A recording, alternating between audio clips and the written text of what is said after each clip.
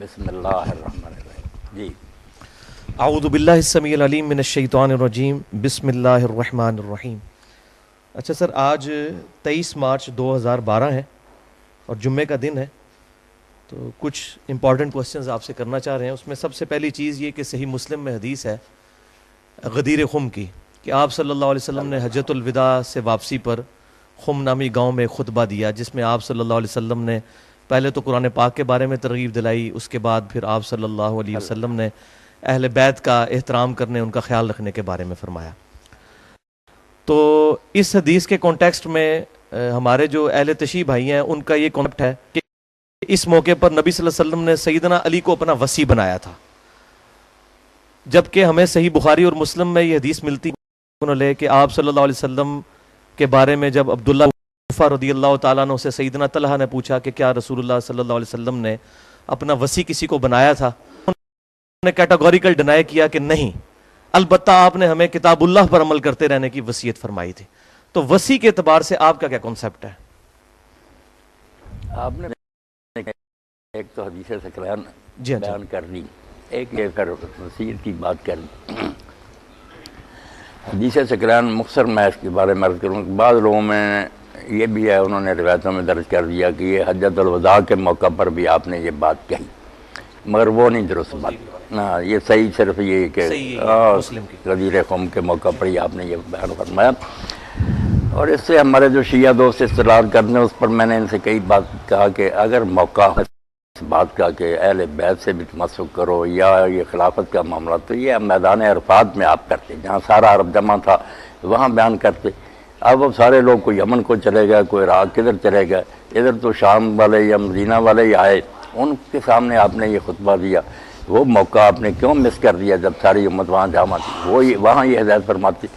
وہاں جو صحیح حدیث وہ آپ دیکھتے ہیں صحیح مسلم میں ابو داؤد میں آپ نے صرف کتاب اللہ کا کہا کہ میں تم میں ایک چیز چھوڑتا ہوں، جس سے ہاں صرف جو ہے نا سنت وغیرہ کا وہ بھی حاکم وغیرہ کی روایتیں بس سارے ہی دیتے ہیں نا، کوئی نہیں. اصل بات جو تھی میں نے کہ تم میں کتاب اللہ چھوڑ رہا ہوں، اس کو پکڑ کر رکھو گے تو گمراہ نہ ہو. یہ جو خطبہ غدیر کا، اس میں بھی جو ہے نا تمسک کی بات کی، ہدایت لو اور نور ہے، وہ سارا قرآن کے بارے میں، اہل بیت کے بارے میں آپ کی بات ٹھیک ہے، آپ نے صرف نا حسن سلوک کی بات کی. اللہ تعالیٰ نے آپ پر منکشف کر دیا تھا کہ بعد میں لوگ ظلم کریں گے، اذکرکم اللہ فی اہل بیت، یہ بات کہی کہ میں تمہیں اللہ کا خوف دلاتا ہوں میرے اہل بیت کے بارے میں، غلط طرف سے اختیار نہ کرنا. ہدایت کی بات جو نا جہاں آتا نا بعد رہتا یہ تمسک کرو گے، وہ بھی نہیں صحیح ثابت ہوئی. نہیں، بات جو نا ٹھیک کرنی چاہیے. ہاں، کتاب جو ہے نا ہدایت کے لیے وہ اللہ کی کتاب ہے. بات باقی جو ہے نا کہ ان کے ساتھ کرنا، نیک سلوک کرنا. پھر ساتھ اس کے جو آتا کہ حضرت زید نے جب یہ بات بیان کیا، لوگوں نے پوچھا اہل بیت کون ہے، تو انہوں نے جب کہا عباس. اب جو شیعہ حضرات کا کہنا اس میں تو پھر 12 امام جو آل علی تھے ان کا وغیرہ یا امامت کی بات ہوتی. یہ تو کہا کہ یہ سارے اس میں داخل ہے جو آپ نے سکران میں کہا کہ میری اطرت آل جعفر بھی ہے، آل عقیل بھی ہے. تو یہ خلافت وغیرہ سے یا یہ دین کے لیے تمسک کی بات نہیں، یہ صرف آنے والے واقعات کے بارے میں نا امت کو ذرا ہدایت. وہ جیسے علامہ مناوی لکھتے ہیں کہ امت نے اس کے بالکل برعکس کیا، جو آپ نے تاکید کی نا اس کے الٹ کیا کہ کچھ شہید کر دیے گئے، کچھ قیدی بنا لیے گئے، کسی کو در بدر پھرایا گیا. ظلم تو محمد علی بھائی بہت کیا نا، آپ کی اس وصیت پر عمل نہ کیا تو ذکرکم اللہ بعد ظلم جو کر سکتے تھے نا وہ کیا. اور وہ ظلم ہی آج تک نا امت کو پھر ایک نہیں ہونے دیتا، کیونکہ جن لوگوں کے دل زخمی ہیں کہ یا رسول اللہ کی اولاد کے ساتھ ان کلمہ گو نے کیا، بات ان کی بھی ٹھیک ہے.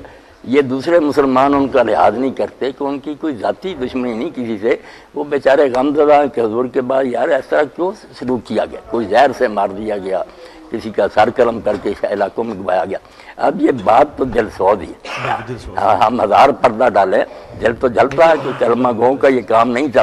اور میں یہاں صرف ماہر القادری کا ایک شعر جناب نقل کر دوں گا. ان کے ہاتھوں سے لٹی باغ رسالت کی بہار، جو نمازوں میں صدا پڑھتے رہے صلی اللہ. کافر مارتے نا جتنا دکھ نہ ہوتا، کلمہ پڑھ رہے اور پھر ایک آدمی جنت کے جوانوں کا سردار ہے تمہارے سامنے حدیث بیان کر رہا اور کہتا تمہارے اندر ابو سعید خدری جابر موجود، پوچھ لو. حضور نے یہ میرے بارے میں فرمایا نہیں کس نے آپ مجھے قتل کر دیا، مگر کوئی کسی نے نا رائے برابر اثر نہیں لیا۔ اس لیے وہ اہل بیت کے بارے میں تو صرف اتنا تھا کہ ان سے حسن سلوک کرنا، کتاب اللہ صرف ہدایت کے لیے تھی۔ ٹھیک ہے۔ ہاں۔ اچھا شیخ صاحب